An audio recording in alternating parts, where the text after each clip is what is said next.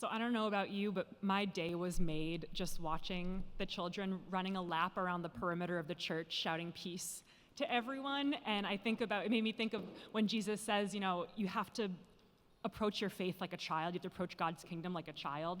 And I just think about what it would look like if we were all that enthusiastic about spreading peace in the world, right?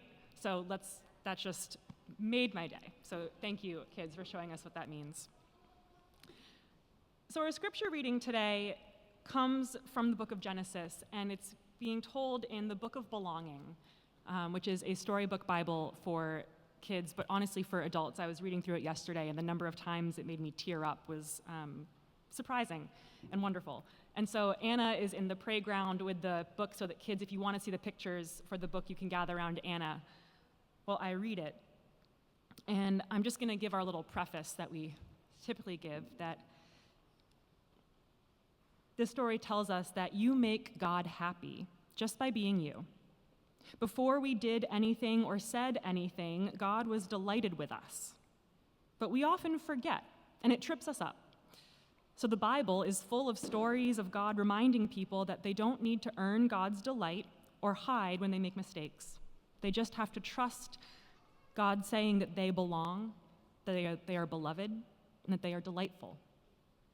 Bible stories have been told and retold for thousands of years. There's so much to learn from each and every story. One of the most special things about the Bible is that we can learn something new and true from each retelling. Wise teachers have said it's as though people who love God take turns holding a big, beautiful gemstone. With each retelling, they turn it, and we see God's light sparkle through a new and different way. So whatever you learn from the way that the gem turns in this story from this retelling, the biggest treasure that I hope you find is this: God is trustworthy, and God's names for you are true. You belong, you are beloved, and you are delightful. A very good song. At first, there was a swirling, watery mess. It was somehow chaotic and empty all at the same time. It was everything and nothing at once. But God began to speak, and God's Spirit hovered over the mess like a mother bird over her nest. Or maybe it was more like a deep breath that one takes before launching into song, or like a wind that ushers in the springtime. None of our words seem quite marvelous enough to describe what God's Spirit was doing. God sang a love song and life emerged. God took the mess and made it meaningful. God took the emptiness and filled it with goodness. First, God made light, and it blazed to life. And God's Spirit clapped with delight as God separated the light from the darkness. This is ready. This is good. God decided and went about the holy work of naming, telling the new creations who they are and who they belong to. You will be called day, and you will be called night. Next, God spread out the sky, and it was just as much fun, with all the making and the delight and the naming. God gathered up the water and made room for land. Good. Your name is land, and you are sea. And God filled the land with every kind of plant and tree that you could imagine. It was as if God popped the top right off of God's imagination, and then whatever danced to life was loved, delighted in, and named. All things bright and beautiful sang and spun into place. The sun, the moon, stars and planets. Good, good, good. Flopping fish to fill the seas, flapping birds to fill the skies, flocks and herds to fill the land, swarming and teeming, spilling and tumbling, good, good, good, good, good.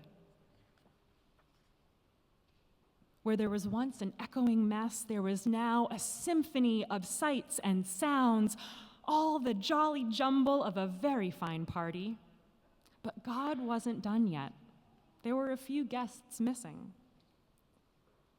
God made humans next, Eve and Adam. God formed them from the rich red-brown earth and filled them with God's Spirit so they would be like God. They would create and delight and name just like God. They would care for the plants and seas and animals, all things bright and beautiful. Very good, God said, like an artist examining their masterpiece. Or maybe it was like the way a bird considers the nest it has built. Or maybe it was like the way a parent marvels at their newborn baby. None of our words seem quite tender enough to describe God's delight as God looked at the humans. They are beautiful. They're ready. They're just as they should be. I like them and I love them. They're good. After all the creating and delighting and naming, God rested. And God called this resting time Sabbath and declared that it should be celebrated like a little holiday at the end of every week, a reminder of what God did after God made us. Like a mama who snuggles up to enjoy her baby after giving birth, looking over its little ears and tiny fingernails, God stopped and enjoyed the good creation. It was as it should be, nothing left to do but be together. And just as you will never stop being your parents' baby, no matter how big you get, God's people will always belong with God, no matter what. God had a dream of togetherness in a world where everything matches the goodness of God. And guess what? Even though God had finished and creation was ready, the enjoyment was just beginning. In fact, God is still enjoying God's good creation and inviting you to enjoy it too. You belong with God. You are loved by God, and you are very good. The wisdom of God for the people of God. Thanks be to God.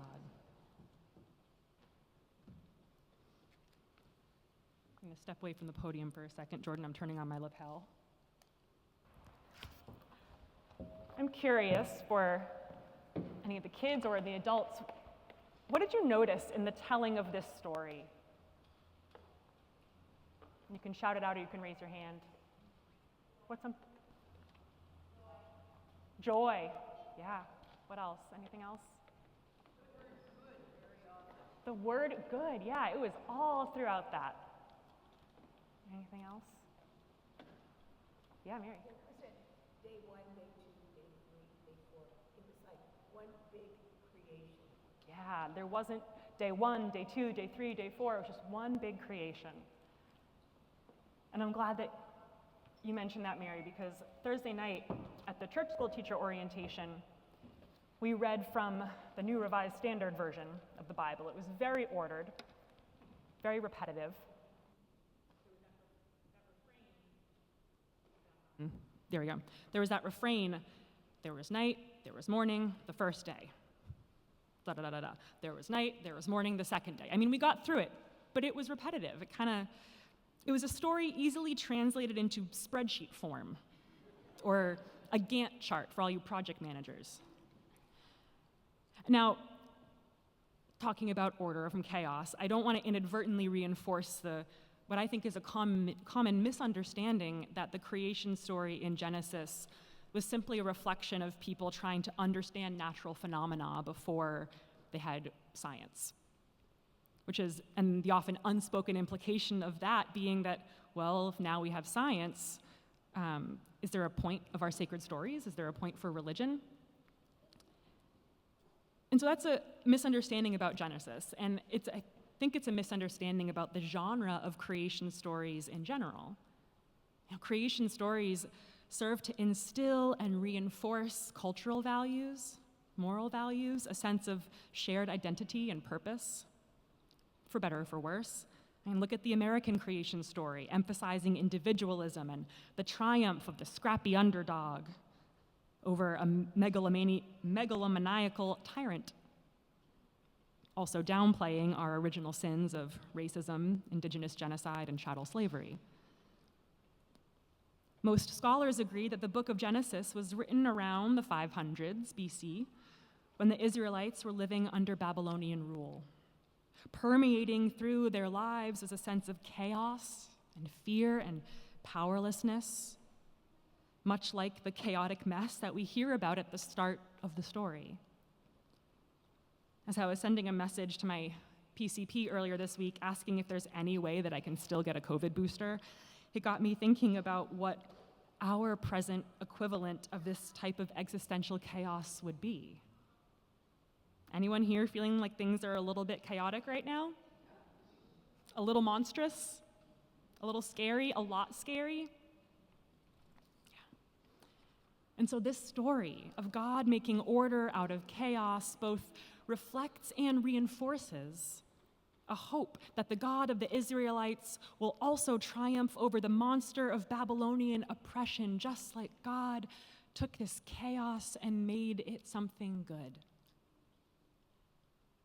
It reflects and reinforces a hope that there is meaning and order and joy still to come. And if you'll permit me just a little bit of nerdiness, the creation story in Genesis isn't what we call a cosmogony, a story seeking to explain how the world was created, but a cosmology, a story seeking to explain why the world was created. Did anyone see the Barbie movie a couple years back? Or listen to Billie Eilish? She has a song that's heavily featured in the Barbie movie and all over TikTok that has the refrain, "What was I made for?" The lyrics, it begins, "I used to float, now I just fall down. I used to know, but I'm not sure now. What was I made for? What was I made for?" That's the existential question at the heart of the biblical creation story. This story doesn't describe the details of celestial or earthly geology. As one of our church school students pointed out this morning, it doesn't talk about God creating Mars. It doesn't describe the details of evolution or of quantum physics, but it does insist at every turn, as Pat pointed out, that at least to God, each creation is good. Good, good, good. And what a relief that is, right? In a culture that somewhat values perfectionism, I have to admit that I am not a perfectionist, and I never have been. I am a firm believer that good enough truly is good enough. And that's sometimes gotten me into trouble. I'm a firm believer that doing your best is about what you can accomplish without sacrificing your physical or mental well-being, not what you're able to accomplish when you neglect it. I think that we don't spend enough time resting and delighting in that plateau phase that comes after an accomplishment before we start thinking about how to make it even better for the next time. And maybe that's because, like many ADHD people, I don't really resonate with feeling accomplished after achieving something or completing a project. I just feel relieved. I used to think that my total comfort with just being good meant that I was lazy. And I know that perfectionism isn't really about trying to be perfect, but is actually about finding fault easily. But I still struggled, and sometimes I still do struggle with feeling like I'm supposed to constantly want to strive to be better at everything. And that if I don't want that I'm somehow not living up to my potential, or not living up to my purpose, or not living up to my New England Protestant heritage. But what if being simply good is the purpose? Kent and Susan have often heard me say that I think there's a reason that God indicated God's sense of satisfaction and delight with creation by declaring it not perfect, but good. And there are many words for perfect in the Bible, and they're all over the place, but they are not used in the creation story. Here, it's just good. And if good is good enough for God, surely it can be good enough for me and for us, right? The word translated in this story as good, tov, refers to something joyful and appropriate, something which fulfills the purpose for which it is made. When God, delighting in creation, declares it to be good, to be tov, we see how goodness isn't even really a human construct at all. As one commentary explains, it's a divine attribute embedded in creation itself. That in being loved by God, creation is fulfilling its purpose. It is good already, before having done anything to earn it. Without having to achieve or even desire perfection, creation is loved. Creation is good, good enough for God. And so, turning back to that Billie Eilish song, to that existential question at the heart of our story, we who are made in God's image, what were we made for? How do we fulfill our purpose amidst this swirling chaos of war, oppression, capitalism? It's love, the story tells us. We were created to love and to be loved. Created to be creation, created to create. And I think that's a pretty relatable concept, right? The idea of creating something just for the sake of loving it, of hoping it gets a chance to love as well. I mean, why do people choose to adopt or foster a child or to make a baby? Love. And kids in the playground, think about it. Why do people choose to make a friend or to make a toy or to get a pet, right? Does anyone here have a pet? Does anyone here agree that pets are kind of the closest, except for God, that we'll get to understanding truly unconditional love?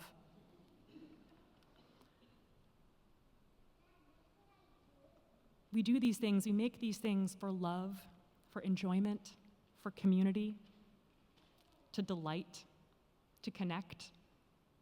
God so loved us that God decided to live amongst us, to completely and fully embrace God's beloved humanity, to share our hurts and our hopes and our dreams, and to help us to really see and really experience and really learn that kind of good love.